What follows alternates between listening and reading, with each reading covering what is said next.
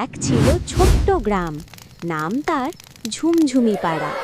গ্রামটা খুব শান্ত, কিন্তু একটা জিনিস নিয়ে সবাই একটু ভয় পেত, গ্রামের পুরনো বট গাছটা।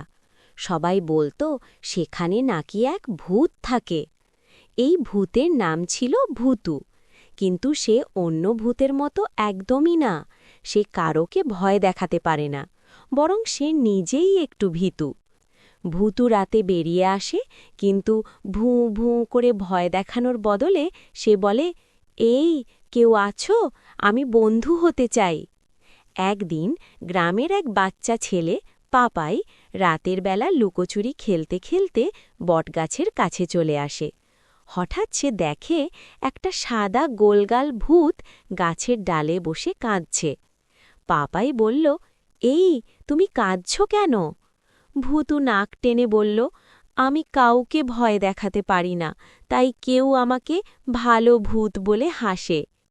পাপাই হেসে বলল, ভালো ভূত হওয়া তো দারুণ ব্যাপার, তুমি ভয় না দেখিয়ে বন্ধু বানাও না কেন?